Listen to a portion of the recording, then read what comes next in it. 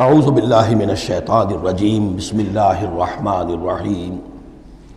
اب یہ سب کچھ اگر آپ نے سن لیا تو اب یہ آپ سے ایک اور سوال اللہ تعالیٰ کر رہے ہیں۔ الم یعن للذین آمنوا ان تخشع قلوبہم لذکر اللہ وما نزل من الحق،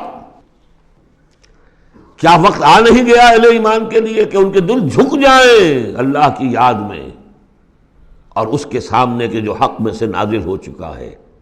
یاد ہے اس قرآن کے بارے میں سورہ بنی اسرائیل میں کیا پڑھا تھا؟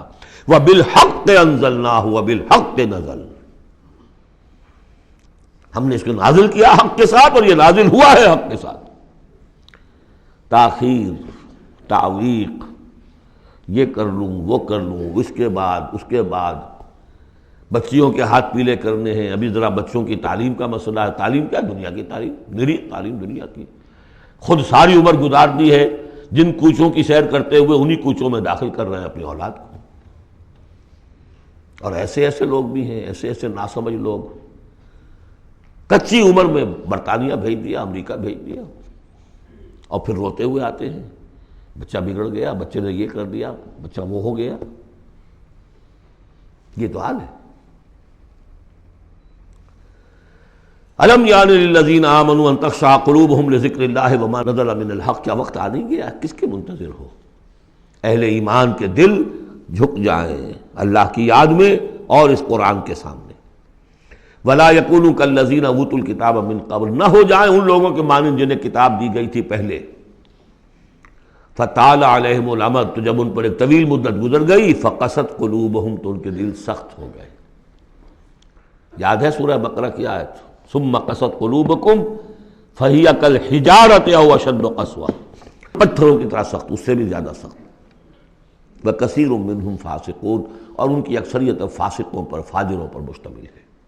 دیکھ لو ایک راستہ وہ ہے، اب بھی نہ مڑو گے، اب بھی نہ توبہ کرو گے، اب بھی نہ باز آؤ گے، تو پھر دیکھ لو نشان عبرت کے طور پر وہ موجود ہے قوم۔ ثم قست قلوبکم فہی کالحجارۃ او اشد قسوہ۔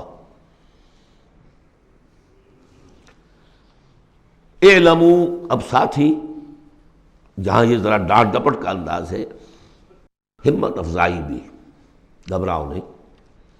اگر تم یہ محسوس کرتے ہو کہ دل کی زمین، دل کی کھیتی ایمان کے اعتبار سے بنجر ہے، کچھ نہیں اس میں، تب بھی گھبراؤ نہیں، مایوس نہ ہو۔ اعلموا ان اللہ یحیی الارض بعد موتہا، جان لو اللہ کہا زندہ کر دیتا ہے زمین کو اس کے مرنے کے بعد۔ زمین دیکھتے ہو بے آب و گیا بڑی ہوتی ہے، بنجر، بارش برستی ہے تو وہ زندہ ہو جاتی ہے۔ اللہ تمہارے دلوں کی کھیتی کو بھی اثر نو، ایمان کی فصل بخش سکتا ہے، مایوس نہ ہو۔ اعلموا ان اللہ یحیی الارض بعد موتہا قد بینا لکم الآیات لعلکم تعقلون، ہم نے تو تمہارے لیے اپنی آیات خوب واضح کر دی ہیں تاکہ تم عقل سے کام لو۔ یعنی ہمت نہ ہارو، کوشش کرو۔ کھیتیاں دوبارہ اس کے اندر فصل آ جایا کرتی ہے، بارش برستی ہے، ہاں، لیکن کھیتی کے اندر کچھ ہل چلانا پڑتا ہے، بیج ڈالنا پڑتا ہے، مشقت کرنی پڑتی ہے۔ تو یہاں بھی تمہیں ایک ہل چلانا ہوگا، اور وہ ہل چلانا کیا ہے؟ یہ مال کی محبت ہے کہ جو اس زمین کے اندر جس نے کہ بنجر بنا دیا ہے، اس کو ہل چلاؤ، مال کی محبت نکالو۔ ان المصدقین والمصدقات واقرضوا اللہ قرضا حسنا یضاعف لهم ولهم اجر کبیر، یقیناً صدقہ دینے والے مرد اور صدقہ دینے والی عورتیں، اور جو اللہ کو قرض حسنا دیں۔ یہ میں بتا چکا ہوں سورہ بقرہ میں جب ہم پڑھ رہے تھے 2 رکوع، کہ اللہ کے لیے، دین کے لیے، اللہ کی رضا جوئی کے لیے خرچ کرنے کی 2 مدیں ہیں۔ ایک انسانوں میں سے غرباء، مساکین، یتیموں، بیواؤں، بیماروں، مسافروں اور مقروضوں کے لیے خرچ کرنا، وہ صدقہ ہے۔ اس لیے زکوٰۃ کو بھی کہا صدقات، انما الصدقات للفقراء والمساکین۔ ایک اللہ کے دین کے لیے، اس کی دین کی نشر و اشاعت ہے، اس کے پیغام کو پھیلانا ہے، اس کی تعلیم ہے، پھر اس دین کو غالب کرنے کی جد و جہد ہے، اس کے لیے ساز و سامان چاہیے، اس کے لیے وسائل چاہیے۔